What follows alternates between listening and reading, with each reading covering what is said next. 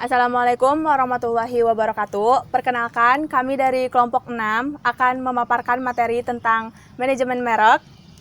Berikut videonya dan selamat menyaksikan. Di sini saya akan menjelaskan tentang pengertian merek. Pengertian merek yang telah diuraikan oleh Kotler dan Gehry tahun 1991. Yang pertama ada brand atau cap. Brand atau cap adalah sebuah nama, istilah, tanda, simbol, atau desain atau kombinasinya yang bertujuan untuk mengidentifikasi barang dan jasa yang membedakan suatu produk dengan produk saingan. Yang kedua, ada nama cap. Nama cap adalah bagian dari cap yang dapat diucapkan. Biasanya, ini menunjukkan nama perusahaan seperti Alpha Beta, Unilever, dan sebagainya. Yang ketiga, ada merek cap. Merek cap ialah bagian dari cap yang dapat dikenal atau diketahui, tapi tidak dapat diucapkan. Misalnya simbol-simbol, lambang, logo, desain, atau bentuk-bentuk spesifik huruf atau warna. Contohnya gambar setir Mercedes-Benz. Yang keempat ada cap dagang. Cap dagang adalah cap atau bagian dari perlindungan hukum, melindungi hak-hak pemilik cap. Jadi pengertian merek ini dapat disimpulkan bahwa merek adalah nama, istilah simbol, desain khusus, atau beberapa kombinasi unsur-unsur ini yang dirancang untuk mengidentifikasi barang atau jasa yang ditawarkan penjual. Jenis-jenis merek. Yang pertama, produk branding. Produk branding merupakan hal yang paling umum dalam branding. Merek atau produk yang sukses adalah produk yang mampu mendorong konsumen untuk memilih produk miliknya di atas produk-produk pesaing lainnya. Yang kedua, personal branding. Personal branding merupakan alat pemasaran yang paling populer di kalangan publik figur, seperti politisi, musisi, selebriti, dan lainnya, sehingga mereka memiliki pandangan tersendiri di mata masyarakat. Yang ketiga, corporate branding. Corporate branding penting dalam mengembangkan reputasi sebuah perusahaan di pasar, meliputi semua aspek perusahaan tersebut, mulai dari produk atau jasa yang ditawarkan hingga kontribusi karyawan mereka terhadap masyarakat. Yang keempat, geographic branding. Geographic branding atau regional bertujuan untuk memunculkan gambaran dari produk atau jasa ketika nama lokasi tersebut disebutkan oleh seseorang. Dan yang terakhir, yang kelima, cultural branding. Cultural branding mengembangkan reputasi mengenai lingkungan dan orang-orang dari lokasi tertentu atau kebangsaan. Merek menurut undang-undang. Pertama, merek. Merek adalah tanda yang berupa gambar, nama, kata, huruf-huruf, angka-angka, susunan warna, atau kombinasi dari unsur-unsur tersebut yang memiliki daya pembeda dan digunakan dalam kegiatan perdagangan barang dan jasa. Kedua, merek dagang adalah merek yang digunakan pada barang yang diperdagangkan oleh seseorang atau beberapa orang secara bersama-sama atau badan hukum untuk membedakan dengan jasa-jasa sejenis lainnya. 3. Merek jasa. Merek jasa adalah merek yang digunakan pada jasa yang diperdagangkan oleh seseorang atau beberapa orang secara bersama-sama atau badan hukum untuk membedakan dengan jasa-jasa sejenis lainnya. 4. Merek kolektif. Merek kolektif adalah merek yang digunakan pada barang atau jasa dengan karakteristik yang sama yang diperdagangkan oleh beberapa orang atau badan hukum secara bersama-sama untuk membedakan dengan barang atau jasa sejenis lainnya. 5. Lisensi. Lisensi adalah izin yang diberikan pemilik merek terdaftar untuk menggunakan merek tersebut, baik untuk seluruh atau sebagian orang, atau beberapa orang secara bersama-sama, atau badan hukum jenis barang atau jasa yang didaftarkan. Tujuan pemberian merek yaitu: pertama, pengusaha menjamin konsumen bahwa barang yang dibeli sungguh berasal dari perusahaannya. Ini adalah untuk meyakinkan pihak konsumen membeli suatu barang dari merek dan perusahaan yang dikehendakinya, yang cocok dengan seleranya, keinginannya, dan juga kemampuannya. Kedua, perusahaan menjamin mutu barang. Dengan adanya merek ini, perusahaan menjamin mutu bahwa barang yang dikeluarkannya berkualitas baik. Sehingga dalam barang tersebut, selain ada merek, juga disebutkan peringatan-peringatan seperti apabila dalam jenis ini tidak ada tanda tangan ini, maka itu adalah palsu dan lain-lain. 3. Pengusaha memberi nama pada merek barangnya supaya mudah diingat dan disebut sehingga konsumen dapat menyebutkan mereknya saja.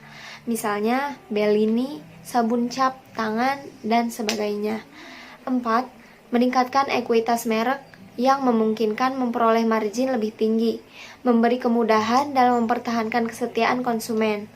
Kelima, memberi motivasi pada saluran distribusi, karena barang dengan merek terkenal akan cepat laku dan mudah disalurkan, serta mudah penanganannya. Selanjutnya yaitu fungsi merek. Fungsi branding diantaranya adalah 1. Branding sebagai pembeda. Artinya dengan adanya branding ini, maka sebuah merek atau brand akan tampak dengan nyata, menonjol atau stand out di antara sekian merek dan produk yang lain, sehingga publik atau konsumen yang dituju bisa membedakan dengan jelas. 2. Branding untuk promosi. Artinya dengan branding, maka sebuah merek akan mengalami peningkatan daya tarik. Dengan meningkatnya daya tarik, maka sebuah merek akan lebih mudah untuk dipromosikan ke konsumen tujuan. 3. Yaitu branding untuk meningkatkan keyakinan dan jaminan. Artinya, dengan branding, maka akan terjadi pembentukan dan peningkatan citra merek, di mana citra merek ini akan juga meningkatkan keyakinan publik atau konsumen akan merek tersebut, sehingga konsumen merasa semakin yakin dan klaim atau janji jaminan dari merek tersebut. Keempat, yaitu branding sebagai pengendali pasar. Artinya, dengan adanya identitas khusus yang melekat pada sebuah merek, maka diharapkan aktivitas konsumen secara umum akan terpusat di merek tersebut.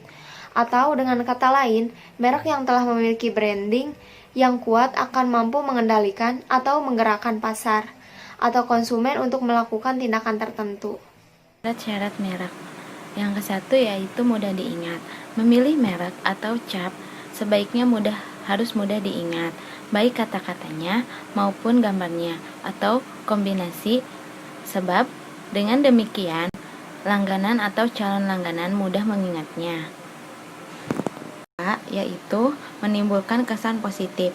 Dalam memberikan cap atau merek, kita harus dapat diusahakan memberikan atau menimbulkan kesan positif terhadap barang atau jasa yang kita hasilkan atau yang kita ciptakan kepada konsumen. Jangan memberikan atau menimbulkan kesan yang negatif untuk konsumen. Yang ketiga, selain kedua syarat di atas, maka dalam memilih merek atau cap, sebaiknya dipilihkan yang bila mana dipakai untuk promosi itu sangat baik. Nah, dalam promosi tersebut, nama yang indah dan menarik serta gambar-gambar yang bagus juga memegang peranan penting dalam sebuah merek atau cap. Di sini, dalam promosi itu tidak hanya harus mudah diingat serta memberikan atau menimbulkan kesan positif saja, tetapi di dalam sebuah promosi usahakan nama merek atau nama cap itu enak diucapkan serta baik dipandang. Kotler menyatakan bahwa sebuah brand harus memberikan sugesti tentang keuntungan suatu produk, kualitas produk, serta mudah diucapkan, tampil beda, dan jangan bertentangan dengan pengertian dalam bahasa setempat. Misalnya, dalam brand mie instan di Indonesia, yaitu Indomie. Indomie sangatnya yaitu brand mie instan yang berasal dari Indonesia, yaitu Indomie.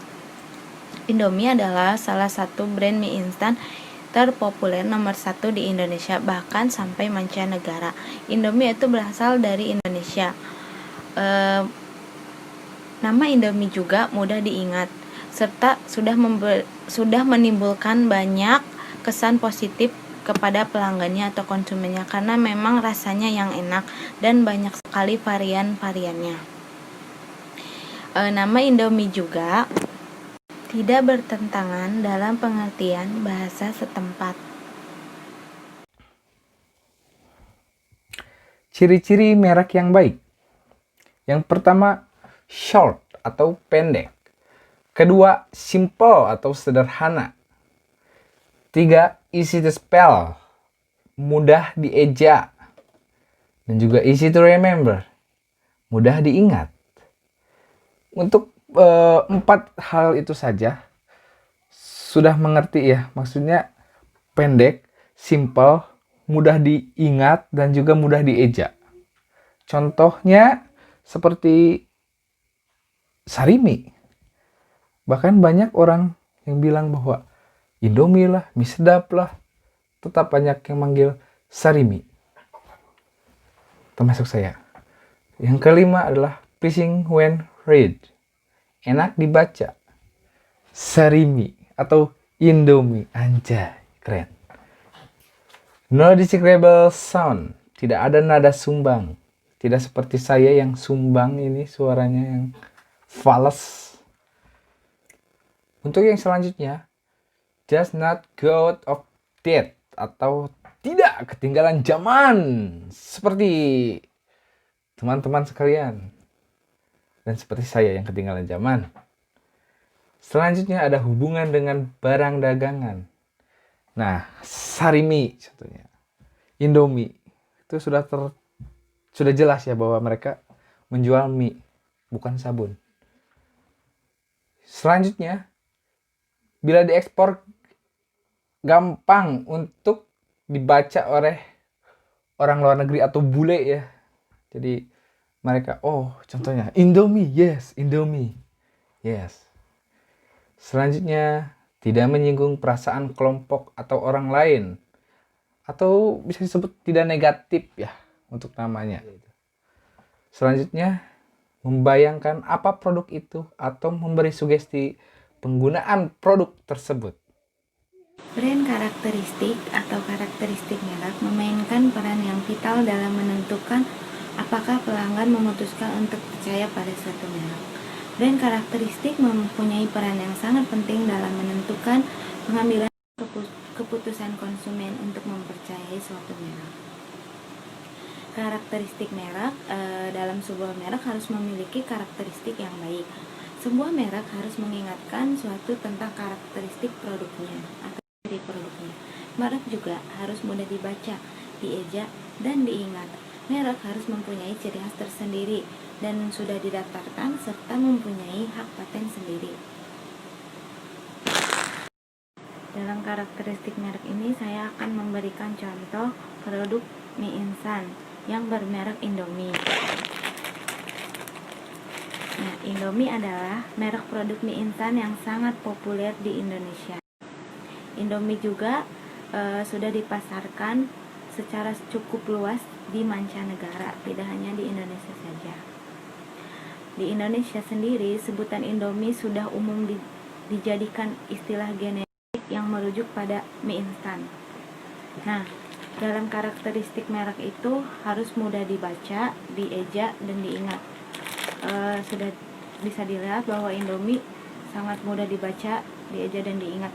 Ini juga mempunyai ciri khas tersendiri dalam kemasannya, serta sudah didaftarkan halal MUI, serta mempunyai hak paten produknya sendiri yaitu PT Indofood. Pentingnya merek. Merek mempermudah konsumen mengidentifikasikan produk atau jasa. Merek juga bisa membuat pembeli yakin memperoleh kualitas barang yang sama jika mereka membeli ulang. Bagi penjual, merek merupakan suatu yang bisa diiklankan dan akan dikenali konsumen bila sedang dipajang di etalase toko. Merek juga menolong penjual mengendalikan pasar mereka, karena pembeli tidak mau dibingungkan oleh produk yang satu dengan yang lainnya.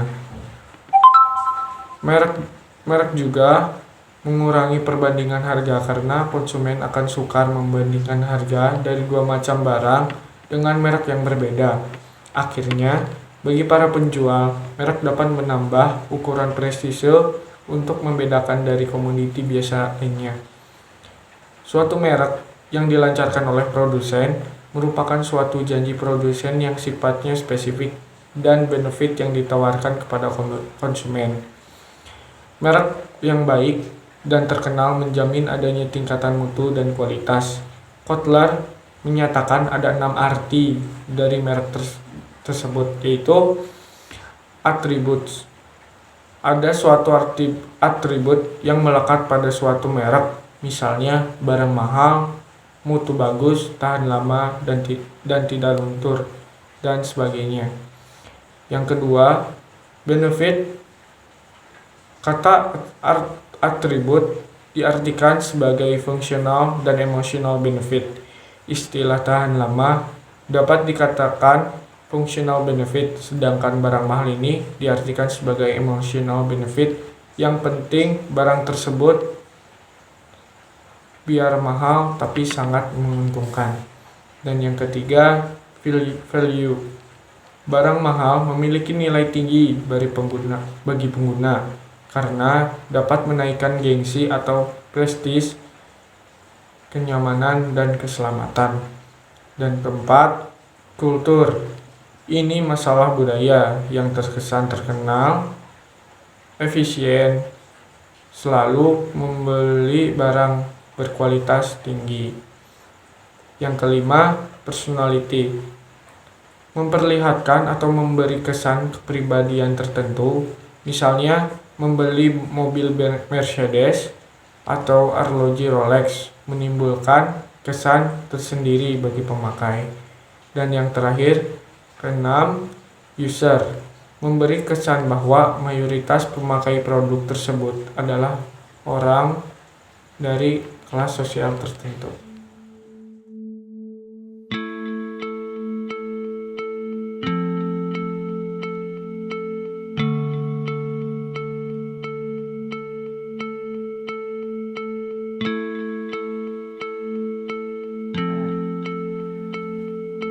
Gampang dibaca oleh orang